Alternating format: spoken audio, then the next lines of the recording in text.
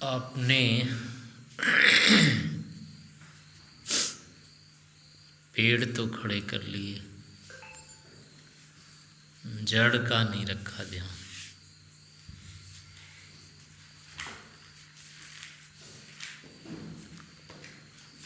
जो करने जा रहे हैं, जहाँ जा रहे हैं, उसकी प्रामाणिकता, उसका जो आश्रय है, उसका जो आधार है, तो उसको एक तरफ करके चल रहे हैं।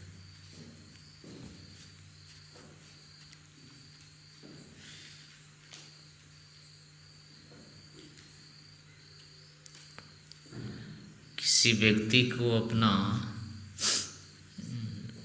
घर याद नहीं हो, पिता का नाम याद नहीं हो, घर के जो अन्य स्थिति होती है उसका पता नहीं हो, तो उसको क्या कहेंगे? कौन होता है वो फिर? यात्रा में अगर आपका आधार कार्ड खो जाए तो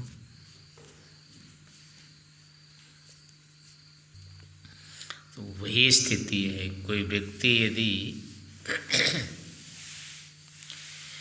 वैदिक मार्ग पर चलना चाह रहा है, वैदिक सिद्धांत को अपनाना चाह रहा है, ईश्वर को जानना चाह रहा है, समाधि लगाना चाहता है, अथवा समाज को, राष्ट्र को कोई दिशा देना चाहता है और स्वामी दयानंद को वो नहीं जानता, तो उसको पूरी सफलता नहीं मिलेगी।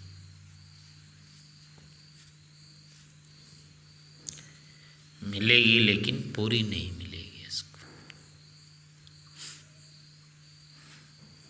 लेकिन जो जानता है उसको मिल जाएगी, ये भी आवश्यक नहीं है। लेकिन जानने के अनुसार यदि कर रहा है, अर्थात करना जो चाहता है और वो नहीं जान रखता है तो नहीं कर पाएगा। करना चाहता है तो उसको उसका ज्ञान होना आवश्यक है।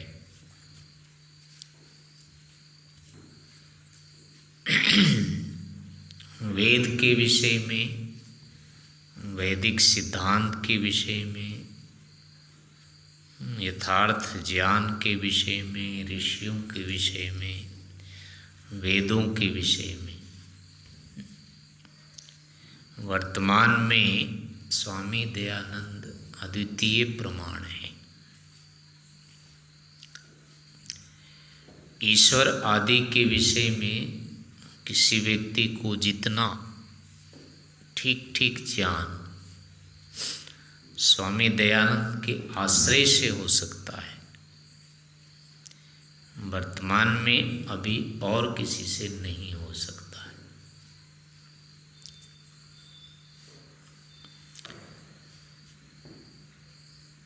इस कारण से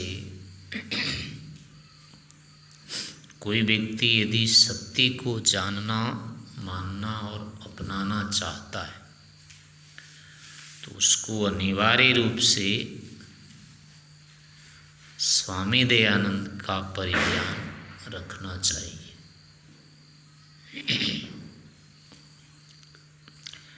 स्वामी दयानंद का जो उद्देश्य रहा है मुख्य रूप से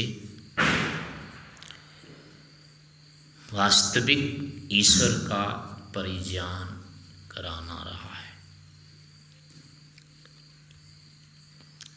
क्योंकि वे जानते थे कि संसार जो भटक रहा है आज, संसार में जो भी भ्रांति है अथवा दुर्गति है अथवा शांति है, जो कुछ भी है यहाँ पर अभी, वो वेदों से या वास्तविक ईश्वर से कट जाने के कारण से ही है। और आगे भी ऐसा ही रहेगा। भारतवर्ष का जो इतिहास या भारतवर्ष जो प्रशंसित माना जाता है, जितना भाग इसका प्रशंसनीय है, वो वस्तुतः ईश्वर के आश्रय के कारण से है। जब तक इसको वास्तविक ईश्वर का आश्रय रहा, तभी तक यह राष्ट्र समृद्ध रहा, स्वतंत्र रहा,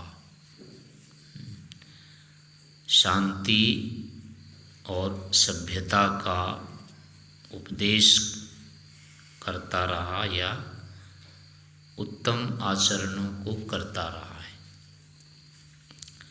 लेकिन जैसे जैसे ईश्वर के साथ इसका संबंध टूटता गया, कटता गया, वैसे वैसे यह देश अधोगति को प्राप्त होता गया है। अन्य देश चाहे ईश्वर के बिना भी प्रशंसा को, उन्नति को प्राप्त हो सकते हैं, लेकिन भारत कभी नहीं हो पाएगा।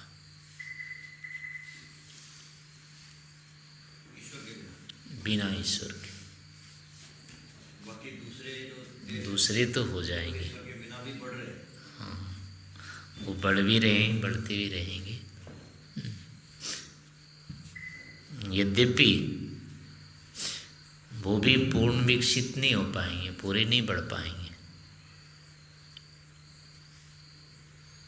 जो सफलता कहते हैं जीवन की, जो जिसमें सफलता होती है, ऐसी तो उनको भी नहीं होगी, कभी भी होगी नहीं, क्योंकि ये ईश्वर के बिना होता ही नहीं है।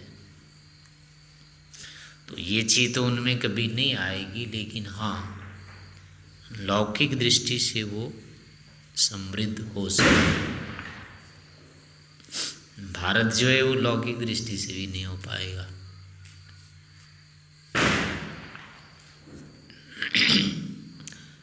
कारण यही है, जैसे कि वो नियम है,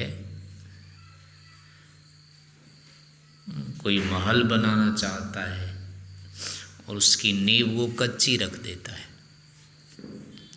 तो उसका भवन महल नहीं बन पाएगा। और जिसकी नींव पक्की है उस पर वो मिट्टी की दीवार खड़ी कर देता है, तो भी वो प्रशंसित नहीं माना जाएगा, संदिग्ध रहेगा। ठीक ऐसी ही यहाँ की स्थिति है। यहाँ का जो मूल है इस राष्ट्र का, वो है अध्यात्म। आत्मा परमात्मा का जो परिज्ञान है, वो यहाँ की आधारशिला है इस राष्ट्र की। आध्यात्मिकता यदि भारत से निकाल दें तो भारत भारत नहीं रहेगा। भारत कभी भी आध्यात्मिकता को छोड़ करके संसार में आदर्श नहीं बन सकता है। संसार की जो श्रद्धा है भारत के विषय में, वो इसीलिए है कि इसके पास आध्यात्मिकता है, यही इसकी धरोहर है। तो उसको यदि ये छोड़ देता है तो निश्चय से ये प्रशंसित कहा नहीं जा सकता है। जैसे बाप दादे को लात मार करके कोई भगा देता है और समाज में वो चाहे कितना ही धनवान हो जाता है, फिर भी उसकी पूरी प्रशंसा नहीं होती है, उसको अच्छा नहीं मानते लोग। तो ऐसे इसके साथ भी होगा। यदि ये अपने पूर्वजों को भुला देता है, केवल उनका नाम लेता है, लेकिन उनके आदर्शों को ये उपस्थित नहीं कर सकता, तो प्रतिष्ठित नहीं हो सकता है। दुनिया के सामने, संसार के सामने ये जो अपनी बात रखता है भारत, तो उसमें यही रखता है कि हमारी जो संस्कृति है, हमारी जो सभ्यता है, वो सबसे अधिक पुरानी है, सबसे अधिक ज्ञान की परंपरा जो प्राचीन काल से रही है वो हमारे पास रही है। आचार का, व्यवहार का, जो संपूर्णता का जिसको कहते हैं आजकल, सर्वांगता, उसका जो दर्शन रहा है वो भारत के पास रहा है। यही इसकी विशेषता हर समय कही जाती है। तो ये वस्तुतः आध्यात्मिकता का ही केवल दूसरा रूप है। व्यक्ति का जो सर्वांगीण विकास होता है वो आध्यात्मिकता के कारण से होता है। केवल भौतिक रूप में, जो शारीरिक रूप में होगा, वो अपूर्ण रहेगा। पूर्ण विकास जो होता है, पूर्णता जो होती है, वो वस्तुतः अध्यात्म से ही होती है, और वही अध्यात्म जो है इसकी धरोहर है भारत की। पीछे पीछे जितने भी, जैसे चाहे कृष्ण हैं, चाहे राम, चाहे कोई भी महापुरुष रहे हैं जिसको कि ये अपना आदर्श मानता है, पूर्वज मानता है भारत, तो उनका क्या रहा है आदर्श? उनका आदर्श ईश्वर ही रहा है। उन्होंने आध्यात्मिकता को ही प्रधानता दी। श्री कृष्ण का जो नाम है प्रसिद्ध अभी, वो गीता के कारण से ही है। गीता आध्यात्मिकता का ही एक प्रतीक मानी जाती है। आत्मज्ञान का जो वर्तमान में किसी भी प्रकार से जो भी है प्रसिद्धि है उसकी, लेकिन उसका संकेत यही होता है कि उसमें आत्मज्ञान है, और उसी गीता के कारण से कृष्ण की प्रसिद्धि है। तो जो व्यक्ति कृष्ण को मानता है, यदि उसको अपना आदर्श स्वीकार करता है, तो अब ये नहीं हुआ कि गीता की वो उपेक्षा करेगा। गीता को छोड़ करके, फेंक करके वो श्री कृष्ण की वंदना करता है, कोई नहीं मानेगा उसको। और यदि ऐसा वो कर लेता है, श्री कृष्ण को आदर्श मान लेता है, तो उसको गीता माननी पड़ेगी। और गीता मानने की परिपूर्णता तभी होगी जब वो आध्यात्मिकता को आत्मसात कर लेगा। ऐसे ही राम का है। राम को भी धर्म का रक्षक माना जाता है, उनको मर्यादा पुरुषोत्तम कहा जाता है, यानी कि आदर्शों के पालन करने वाले थे। व्यवहार आदर्श के प्रतीक हैं राम। तो वो जो आदर्श है, वो जो व्यवहार है, वो वस्तुतः क्या है? वो वैदिक आदर्श है। चाहे वो मनु के द्वारा है, चाहे शास्त्र के द्वारा है, किसी के द्वारा है, वाल्मीकि के द्वारा प्रदर्शित किए गए हैं, वो वस्तुतः वैदिक आचरण है। वेदोक्त आचरण है उनका ही आत्मसात या प्रतीक एक प्रकार के रामचंद्र है। मर्यादा पुरुषोत्तम उनको कहा जाता है, यानी जिसके जीवन में जो शील है, धर्म है, वो आदर्श के रूप में रहा है। श्री कृष्ण को मर्यादा पुरुष नहीं कहा जाता है, राम को कहा जाता है। श्री कृष्ण के जीवन में थोड़ी मोड़ी जटिलता दिखती है।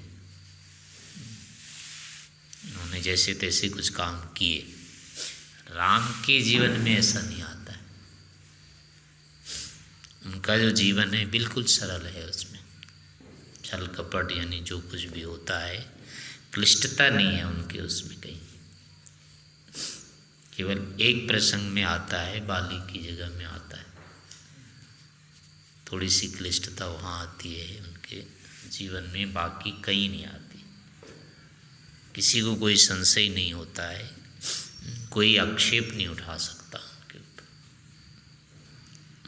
तो इस कारण से उनका जीवन जो रहा है अत्यंत सरल रहा है, आदर्श रहा है। लेकिन वो आदर्श जो हैं वो सारे के सारे जो हैं वैदिक हैं, शास्त्रीय हैं वो।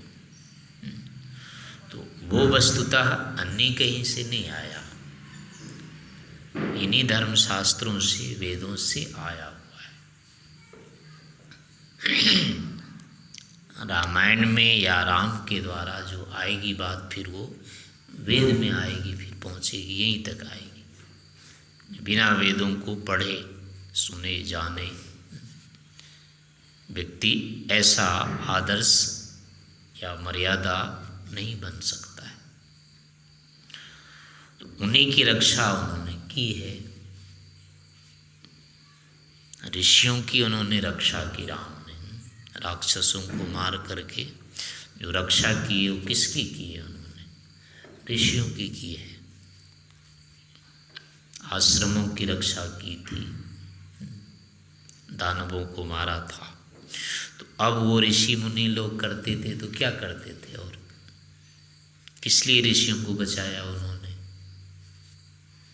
यही आएगा कि फिर वो वेदों के आचरण करने वाले थे, उनकी रक्षा उन्होंने की है। यानी एक प्रकार से वेदों की ही रक्षा श्री रामचंद्र जी ने की है।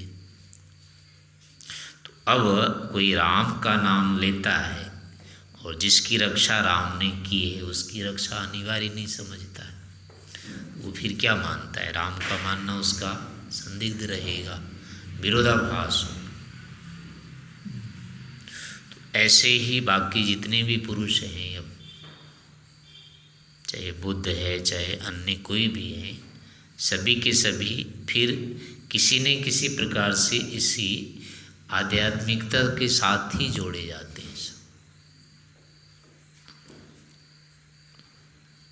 ऋषि कहते ही आध्यात्मिकता अपने आप उनके साथ जुड़ जाती है। गौतम, कपिल, कणाद आदि जो भी हैं, ये सब वैज्ञानिक रूप में भी जाने जाते हैं, माने जाते हैं। लेकिन वैज्ञानिक होते हुए भी ऐसा नहीं हो सकता है कि आध्यात्मिक नहीं थे, ये कोई मानेगा ही नहीं ऐसा। यानी इनके अंदर दोनों चीज़ें थी। ऋषि वही व्यक्ति होता है जिसमें लोक और अध्यात्म दोनों एक साथ होते हैं। तो भारत की जो प्रसिद्धि है, इसकी जो प्रशंसा है, जो विदेशी विद्वान भी जो मानते हैं इसका लोहा, उनके पीछे यहाँ का साहित्य है, यहाँ के जो प्राचीन ग्रंथ है, वही इसकी जो प्रशंसा के आधार बनते हैं। कोई भी देश विदेश इसके ग्रंथों के सामने खड़ा हो ही नहीं सकता है, क्योंकि बाकी के पास कभी ऐसा रहा ही नहीं है किसी के पास। वो तो बेचारे अपने पूर्वजों को बंदर भालू मानते हैं, वो कहाँ पढ़ा लिखा करेंगे। कोई चीज़ स्थिर रूप में आएगी, पूर्ण रूप में आएगी ऐसा उनका सिद्धांत ही नहीं है कभी। इसलिए कभी वो अपने जीवन में पूर्णता सुख शांति की कल्पना कर ही नहीं सकते। उनके लिए तो आगे से आगे आशा ही आशा केवल होता है उनके यहाँ। तो वो कभी कोई आदर्श बना ही नहीं सकेंगे, ऐसा कर ही नहीं पाएंगे। लेकिन यहाँ के ज्ञान विज्ञान में जो है वो पूर्वापर एक साथ ही प्रस्तुत है यहाँ। यानी अंतिम से अंतिम पहले क्या था उसका पता आज है, और आगे अंतिम से अंतिम क्या हो सकता है, दोनों को एक ही समय यहाँ जाना जा सकता है।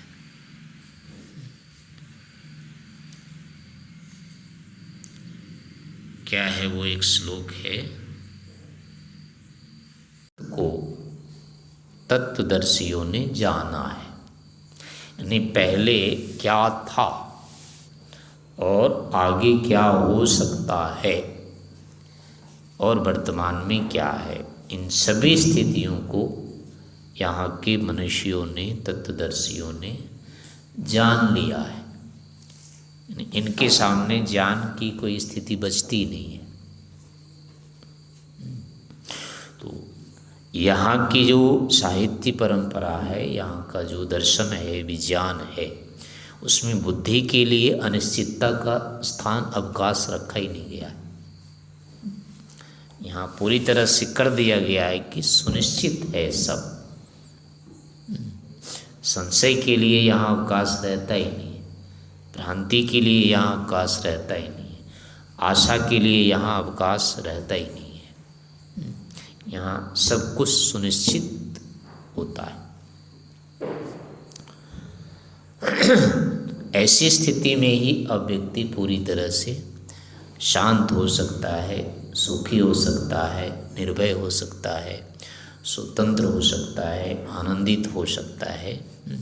यानी ये सारी की सारी जो कल्पनाएं हैं, संभावनाएं हैं, यहाँ संभव है। व्यक्ति अपने जीवन को कृतार्थ कर सकता है, ऐसे यहाँ के उपदेश हैं, ऐसे यहाँ के शास्त्रों की मान्यता है। तो इस कारण से ज्ञान विज्ञान के विषय में, आदर्श मर्यादा के विषय में क्या हो सकता है, क्या नहीं हो सकता है, ऐसी निश्चिंता के विषय में हर चीज़ की यहाँ पर परिपूर्णता होती है। और इन सब का आधार फिर वेद है। कोई भी शास्त्र यहाँ वेद से बहिर प्रमाणिक नहीं माने जाते हैं, सब परतः प्रमाण माने जाते हैं। वेद पूर्वक ही सारे के सारे प्रमाण होते हैं। तो शास्त्र परंपरा को जैसे ही लिया जाता है वैसे ही फिर वेद आ जाता है, और वेद बिना ईश्वर की कुछ भी नहीं है फिर। इस कारण से सब सद विद्या और जो भी पदार्थ विद्या से जाने जाते हैं, उन सब का आदि मूल परमेश्वर है। तो अंत में जाकर के फिर वही ईश्वर ही बचता है। इस कारण से सभी ऋषियों ने, और उन ऋषियों के अनुसार वर्तमान में स्वामी दयानंद ने इस बात को रखा कि सबसे बहुमूल्य वस्तु है, सबसे जो महत्वपूर्ण वस्तु है वो वस्तुतः ईश्वर है। इस कारण से सारा का सारा हमारा जो बल है, सारा का सारा जो हमारा समय है, पूरी की पूरी शक्ति हमारी ईश्वर के लिए लगनी चाहिए, अथवा ईश्वर के अनुरूप ही उसका प्रयोग होना चाहिए। अन्यथा हम सब कुछ करके भी असफल ही रहेंगे, सब कुछ करके भी हमारा न किया हुआ ही रहेगा। लेकिन ईश्वर के अनुसार करते हैं, वेदों के अनुसार करते हैं, तो हमारा जितना भी होता है वो सब सफल होता है। इस कारण से हमें चाहे सामाजिक रूप में कहें, राष्ट्रीय रूप में कहें, ऐतिहासिक रूप में कहें, ज्ञान विज्ञान के भी रूप में कहें, किसी भी रूप में कहें, हमें ईश्वर को जोड़ करके चलना चाहिए। ईश्वर से यदि हम कट करके चलते हैं तो कुछ भी हमारे पास नहीं बचेगा, ना अपने लिए बचेगा, ना दूसरों के लिए, समाज के लिए, किसी के लिए भी नहीं बचेगा। इस कारण से हमारा जो पूरा का पूरा प्रयास रहना चाहिए, दिमाग में ये बात रहनी चाहिए सदैव कि चाहे हमारा समाज है, चाहे हमारा राष्ट्र है, हर कोई जो है वो ईश्वर के अनुकूल होने से सर्वोपरि है। और यदि ईश्वर का इसके साथ विच्छेद रहेगा तो सब कुछ होकर के भी इसका कुछ नहीं होगा। भारत चाहे कितना ही धन संपदा आदि में बढ़ जाएगा, लेकिन इसके अंदर फिर वही बात आएगी, यहाँ व्यक्ति में एक मत हो ही नहीं पाएगा। विदेशों में इतने झगड़े नहीं होते, लेकिन यहाँ भयंकर होता है। कारण यही होता है, यहाँ सबकी बुद्धि वो हो जाती है, विचलित हो जाती है। उसका कारण है कि धर्म वो बहुत सारे यहाँ मान्यताएं बन गई, वास्तविक धर्म के विरुद्ध कई सारे धर्म बन गए। उनके कारण यहाँ एकता नहीं हो पा रही। एक व्यक्ति कुछ कहता है, दूसरा व्यक्ति तत्काल उसका विरोध कर देता है, दूसरा कुछ कहता है, तीसरा उसके विरुद्ध बोल देता है। तो ये जो हो रहा है कि समन्वय नहीं हो पा रहा, उसके कारण से यहाँ सर्वाधिक अव्यवस्था रहती है। यहाँ प्रत्येक धर्म को छूट दे दी जाती है, दूसरी जगह नहीं होती है छूट। इस कारण से वहाँ इतना वो विरोधाभास नहीं आता है धर्म के विषय में, लेकिन यहाँ धर्म के विषय में खूब विरोधाभास आता है। तो वो भी कारण यही है कि वस्तुतः जो मुख्य धर्म है उसकी उपेक्षा है। अगर वो यथार्थ रूप में लोगों को पता होता तो इतने सारे धर्म अपने आप बनते ही नहीं, पहले उत्पन्न ही नहीं हो सकते थे। एक सत्य आ गया तो पांच असत्य आ ही नहीं सकता है उसके सामने। एक सत्य जो है वो दुर्बल हो रहा है, इस कारण से उसके सामने अनेक असत्य खड़े हो रहे हैं बार बार। और दूसरे के पास है कि ये स्थितियाँ ही नहीं, वो धर्म को मानते ही नहीं है। इसलिए धर्म के नाम पर उनके यहाँ नहीं होते हैं झगड़े, पर यहाँ झगड़े होते रहते हैं। तो इन झगड़ों का भी निदान तभी हो पाएगा जो वस्तुतः जो वास्तविक में वेद है, वास्तविक में जो ऋषियों की परंपरा है, उसको जब तक नहीं लाया जाता है, आचरण में नहीं लाया जाता है, उसको प्रमाणिक नहीं किया जाता है, तब तक विसंगतियाँ ये रहेंगी। इस कारण से हमारा पूरा प्रयास रहना चाहिए कि हम दिन रात इसी मान्यता को लेकर के चलें कि जो भी हम कर रहे हैं उसका प्रयोजन हमारा रहेगा, हम वेदों को आत्मसात करेंगे, वैदिक सिद्धांतों को आत्मसात करेंगे, ऋषियों के अनुसार अपने आप को बनाने का प्रयास करेंगे, वेदों को, ईश्वर को समाज में, राष्ट्र में, विश्व में स्थापित करने का प्रयास करेंगे। इसी रूप में हम पढ़ रहे हैं, इसी रूप में हम जो भी अभ्यास कर रहे हैं, जो भी योग्यता बना रहे हैं, सारे के सारे का उद्देश्य या प्रयोजन यही रहेगा कि अंततः हमें ईश्वर की ही स्थापना करनी है। वेदों के माध्यम से होगी, शास्त्रों के माध्यम से होगी, किसी भी रूप में होगी, हमें उसी स्तर पर करना होगा। जितना हम कर रहे हैं वो कम है, लेकिन हमें उसके विरुद्ध नहीं करना है। जितना भी हो रहा है उसके अनुकूल है तो वो ठीक है, पर कम है तो उसी को आगे हम बढ़ाते रहने का प्रयास करेंगे। तो इसके लिए हमारे सामने जो है अभी वर्तमान काल में सबसे अधिक प्रेरक वो स्वामी दयानंद ही होते हैं। इन चीज़ों को यदि हम करना चाहते हैं, जानना चाहते हैं, इन विषयों में आगे बढ़ना चाहते हैं तो हमारे लिए सबसे अधिक प्रेरक, उत्तेजक आदर्श जो होते हैं वो स्वामी दयानंद होते हैं। उनके आश्रय से, उनके शास्त्रों के माध्यम से, उनके उपदेशों के माध्यम से इन विषयों को हम शीघ्रता से समझ सकते हैं, शीघ्रता से इनको उपलब्ध कर सकते हैं। चाहे किसी भी क्षेत्र की मान्यता है उनको हम इनके आश्रय से बहुत शीघ्र जान सकते हैं, समझ सकते हैं। तो इस रूप में हमें स्वामी दयानंद को जानने का प्रयास रखना चाहिए, उनके बारे में हमको स्पष्ट ज्ञान रहना चाहिए। इसी आधार पर हमें उनके ग्रंथों का भी अवलोकन करते रहना चाहिए। आज के दिन जो है स्वामी दयानंद की स्मृति का जो दिन होता है तो उसमें मुख्य चीज़ यही है कि पूरी शक्ति उन्होंने ईश्वर के लिए लगाई थी।